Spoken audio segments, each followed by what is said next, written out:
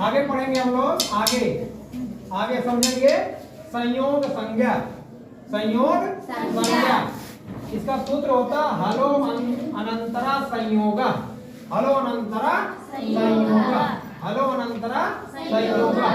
तात्पर्य अर्थ क्या होता है? दो या दो से अधिक, दो या दो से अधिक व्यंजन जिसमें स्वर न आए। दो या दो से अधिक व्यंजन जिसमें स्वर न आए उसकी संयोग संज्ञा होती है। दो व्यंजन जिसमें स्वर न आए उसकी क्या होती है? संयोग संज्ञा होती है। जैसे पुष्पा, जैसे पुष्पा। देखो पुष्पा में सा है, पुष्पा में सा है, सा में आ नहीं है, स्वर नहीं है। उसके बाद पा है, इनमें बीच में क्या हुआ है? संयोग हुआ है ना। अग्नि, अग्नि इसमें क्या है? आ है, आ के बाद आधा गा है, ना है, ना के बाद ई है। इसमें दोनों में क्या आधा गा और ना में क्या हुआ? संयोग हुआ है। राष्ट्र में देखते हैं, राष्ट्र, राष्ट्र में क्या होता है? आधा सा है, टा है, टा के बाद रा है, रा के बाद आ की मात्रा है, तो इनमें सा और टा में क्या हुआ है? संयोग हुआ है। अगला पढ़ेंगे अनुनासिक संज्ञा। क्या पढ़ेंगे? अनुनासिक संज्ञा। सूत्र होता मुख नासिका वचनो अनुनासिका। मुख नासिका वचनो अनुनासिका।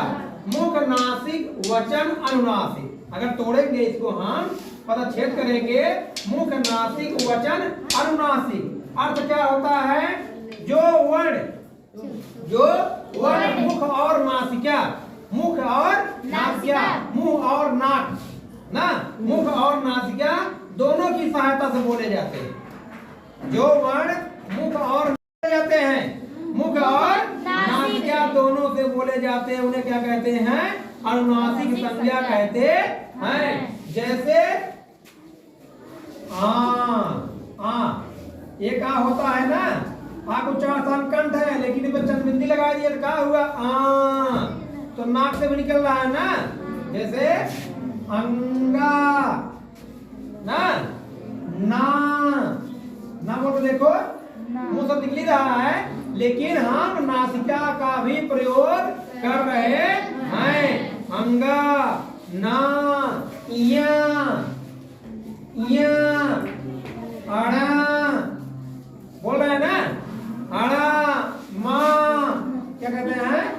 माँ ना। ये क्या है? अनुनासिक। इनकी क्या होती है? अनुनासिक संज्ञा होती है। क्या होती है? इनकी क्या होती है? अनुनासिक संज्ञा। माँ, ना, रा, इया, अंगा, आ। ठीक है। अगली संज्ञा पढ़ेंगे, अगली संज्ञा पढ़ेंगे सवर्ण संज्ञा। क्या पढ़ेंगे? सवर्ण संज्ञा, जिसका सूत्र होता है तुल्यास प्रथमम सवर्णम। जिसका सूत्र होता है तुल्यास प्रथमम सवर्णम। अब इसको पदच्छेद करेंगे, क्या होगा? तुल्य आस प्रथमम सवर्णम। तुल्य आस प्रथमम सवर्णम। अब सूत्र अर्थ देखेंगे, सूत्र का अर्थ देखेंगे। जिन दो या दो से अधिक वर्णों के कंठ, तालु आदि उच्चारण, स्थान और अभ्यंतर प्रश्न दोनों समान हो, वह परस्पर सवर्णी सवर्ण संज्ञक होते हैं, सवर्णी कहे जाते हैं। अब कह रहा है कंठ तालु जो उच्चारण स्थान हम पढ़ाए हैं, अकु विसर्जनीय नाम कंठा, इचुएसा नाम तालु, पिटुरसा नाम मूर्धा। एक तो कंठ तालु उच्चारण स्थान और दूसरा कह रहा अभ्यंतर प्रश्न ना। अभ्यंतर प्रश्न, बाह्य प्रश्न, दो प्रकार के प्रश्न होते हैं। तो जिसका अभ्यंतर प्रश्न है, अभ्यंतर प्रश्न 5 होते हैं। अभ्यंतर प्रश्न और कंठ और तालु जिसके समान होते हैं वो सवर्ण संज्ञक कहे जाते हैं। वो सवर्ण संज्ञक कहे जाते हैं। जैसे देखेंगे मुनीसा, जैसे देखेंगे मुनीसा, तो मुनीसा में क्या है? मुनि, मुनि जान ईसा, मुनि जान ईसा। यहाँ छोटी है, यहाँ क्या है? बड़ी है। ये बोलो ना, क्या बोल रहे हैं? छोटी है, यहाँ क्या है? बड़ी है। तो ई का उच्चारण स्थान क्या है? इचुएसा नाम तालु ना। तालु एक उच्चारण स्थान, उच्चारण स्थान और अभ्यंतर दोनों समान हैं, इसलिए ये दोनों क्या हैं? सवर्ण संज्ञक हैं। क्या हैं? सवर्ण संज्ञक हैं। समझ गए? और देखते हैं, जैसे है रमापि, जैसे है रमापि ना, रमाधन अपि, रमाधन अपि।